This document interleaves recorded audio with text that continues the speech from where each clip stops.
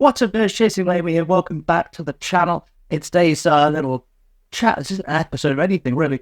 We're having a little talk about the development update released by Miles today about FM25, with all that entails and how that will affect the future of the channel a little bit. Because, the news is out. You guys need to know what's going on. And I need to tell you what's going on, because that's sort of what I signed up for.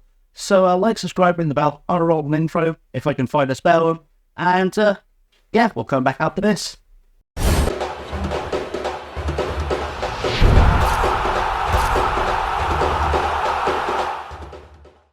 So this is the big development update that we've had from Miles dated today. And we'll go through it together and we'll talk about what that entails, both, as I said, for the new game and for the channel, because they're kind of intertwined.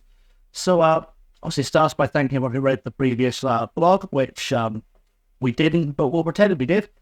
We've been following the reaction and conversation of the Port of Wrestling. Many of your comments and observations when we start our FM25 gameplay rollout period. In G's blog, I revealed the first ever FIFA World Cup of Football Manager, which I wasn't invited to because, they didn't want it running too easily. I think, by being cynical, they just wanted the biggest streamer from each country in it for publicity. But hopefully one day they'll make it open entry and we'll all be able to get in and see if we can actually be the best in the world of Football Manager.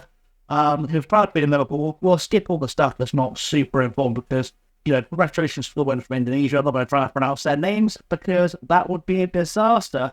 But they did very well to win that, especially with RDF in there, which honestly is impressive because the guy's a genius. Right, but the development update here. We're revising our timeline. We previously stated that we'd be confirming FM25 release at the beginning of September, which is now. With pre-orders starting at the same time, closely followed by our gameplay rollout period. Firstly, we've had to shift the official announcement to the end of September. The gameplay focus period will follow soon thereafter. Our target launch date has moved accordingly and is now scheduled for late November rather than early November. You will have seen there's been I've seen a few YouTubers already who have complained on this because it'll affect their revenue. Luckily, I don't get it, so it doesn't really affect me much. But it does mean we've got a little bit longer with FM24, which I'm quite glad for because we're still chasing the elusive Champions League with Roxham. And there are other things that are going to be coming up that will affect the journey as well, which we'll talk about as we get there. The FM25 development cycle has been challenging for the whole team. I think anyone that knows anything about game development or plays video games saw this coming. Switching to the Unity engine, which he does go talk about, it was always going to increase the development time. I think they probably underestimated it in-house because, as we've seen for the last, dozen or so editions of FM, they're essentially building on top of the existing software, adding new features to what has largely been the same engine for over a decade. So, obviously, if you're just tweaking the same game, adding new features, etc., it takes less time than rebuilding the whole game on a new engine. So I think a lot of us kind of saw this coming. We're hoping it isn't into a Championship Manager 4 situation where it appears in April or whatever it was that year. But, delays I think were expected. We all kind of thought early November was ambitious. I think late November is ambitious, to be honest. But they'll get out for Christmas because they need the sales at Christmas to have, a profitable game. But yeah, as they say, if they've been learning and gaining insight into the process, got trickier. The entire dev team has challenged in a myriad of new ways. Really annoys me because in a myriad of is bad English. It should be just in myriad new ways. There you go, that's your English lesson for today. Doing an incredible job in the process. I'm excited to eventually share our hardware with you. We need a little more time before we can do that. As we outlined in June's blog, we've consistently held ourselves accountable for the same 3-4 questions. What would we do it the same way if we had all had our time again? Would we have done this at all? Do we have the time required to do this to the highest possible standard in our first cycle of a new era? Well, the challenge has been encountered in the development process over the last couple of months first to make another difficult decision around game content. International management will not be playable in FM25, FM25 console, or FM25 touch. Now, I understand why they've done it, and I'll explain why in a second. We'll go through that. So coming off the back of the summer of tournament football, this week being an international break, we looked hard at international life for NFL and determined, or we were planning to deliver, wouldn't reach our initial quality threshold.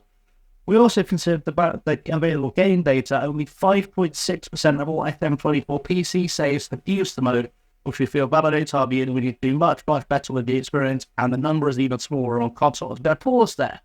I like, as you know, I like international management. I would like them to make it better because God knows it's been awful since CM 97, 98. So for 30-ish years, nearly 30 years, it has been terrible. They've done nothing to improve it, really, since 1997. But in terms of the channel, in the journey, as those of you who are regulars of the channel, if you're not, you should subscribe because the journey has been great so far. We have been managing Benin on the side with our clubs, and I've been quite enjoying it.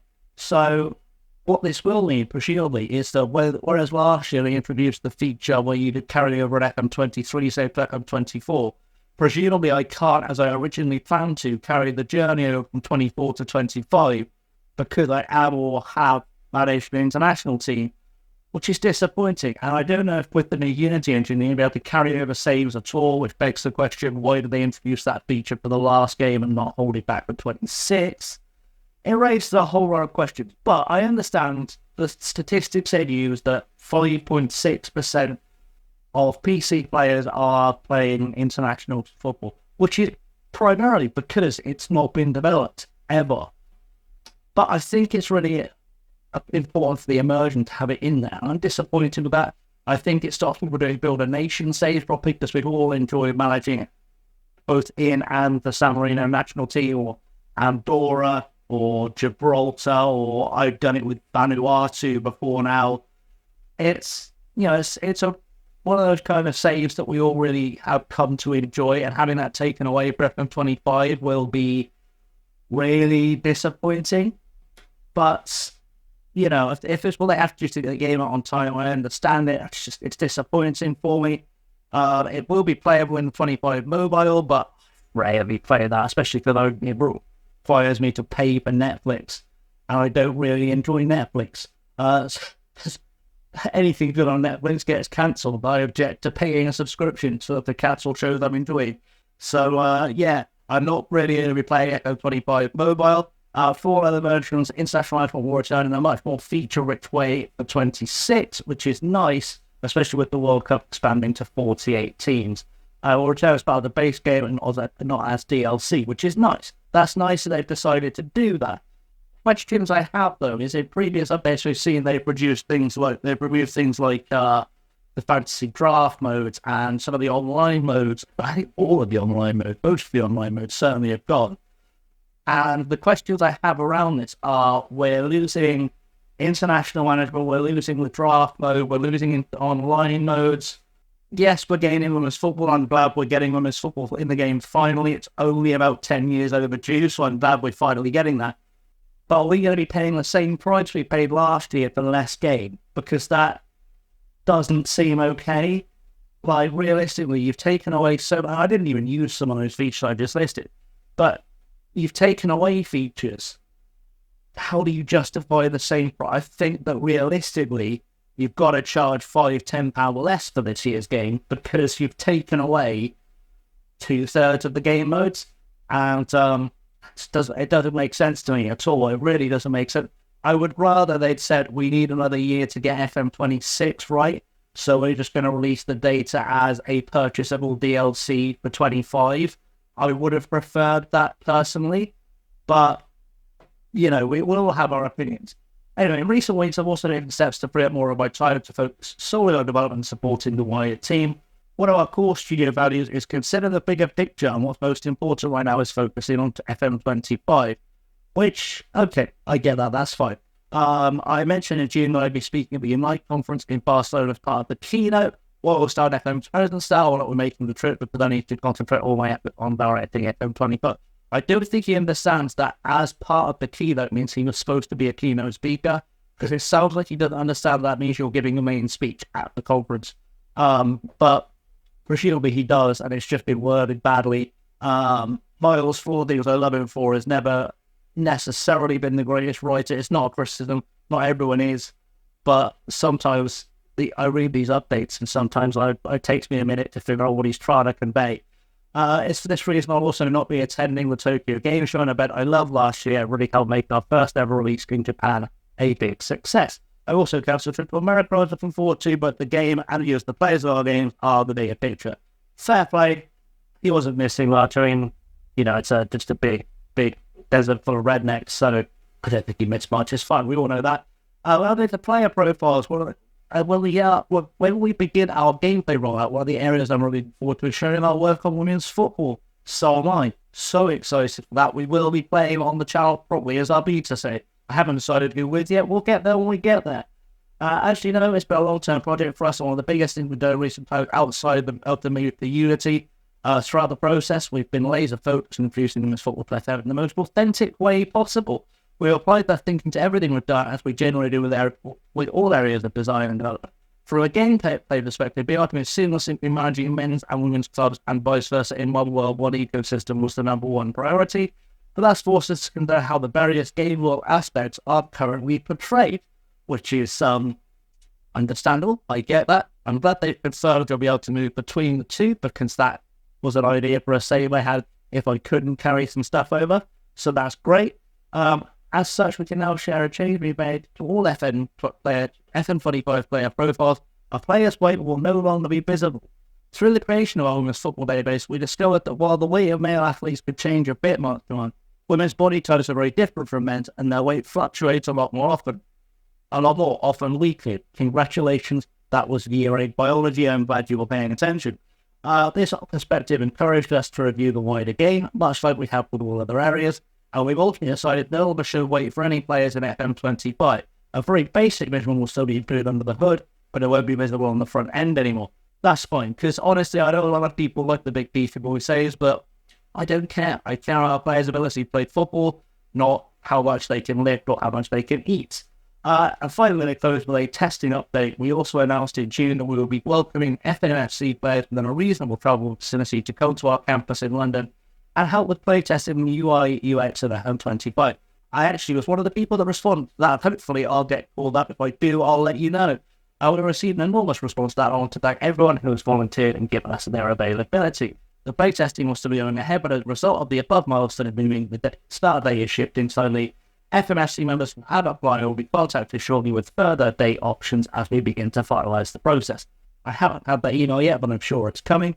This should be my last one update until we start focusing more on what's in FM25. We have lots of good stuff to feel that we're excited about, but I want to reiterate that FM25 is the first installment in a new era for the game, one that gives a lot more possibilities than we have with the previous chapter. FM25 is just the starting point for what is a very exciting long-term project. And I know I've been a little bit negative with this, but I remember the last time we had a change of engine, a change of era, and the upgrade in the game was ridiculous. I think we're going to get the same thing this year. I'm a little bit concerned, actually, because this PC I've been working with for the last few years is an absolute brick at this point. And I'm not entirely sure I can afford to buy another one. So we'll see if I can even play FM25. But, we'll do our best with it. But what we'll do for now, just, again, we'll talk about how this affects the channel, just to wrap things up. Obviously, we've got 2 saves going. For those of you who are new here, we have Welcome to Wroxham, where we're taking Wroxham, a team from a little suburb of Norwich from the 10th tier of English football. I haven't even known that. We'll say the 10th tier of English football. We've now got them into the Premier League. We've won the Premier League several times. There'll be a link to that in the video somewhere. I'm 90% sure you'll have seen it. It'll be listed down below if you want to check that out. We've also been doing the journey where we're now on our 5th club. We've just joined. I say this, bit of a spoiler for those of you who've been watching it. I'm really sorry I forgot that it's not come out yet.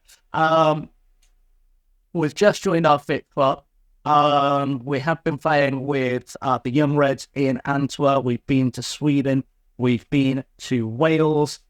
We have been to everywhere. We're managing Benin, as I mentioned. And the trouble with these saves, they don't carry over. Wroxham are hoping to have wrapped up by November anyway, because all we've got left to win is the Champions League, and we're looking okay for it. So, and if we've got enough time, I'll try and get the World Club Cup. But we're chasing the Champions League for now. And in terms of the journey, as I said, I hope to carry this over into next year's game. I hoped it would be the main save on the channel until I give up on this or die or whatever. But unfortunately, if we can't carry over, we're not going to be able to do that. So I will try and publish some new ideas. As we learn more, if I get to go to this sort of development thing, I'll try and ask some questions and see if the saves will still carry over, and then we can make informed choices as the game gets closer.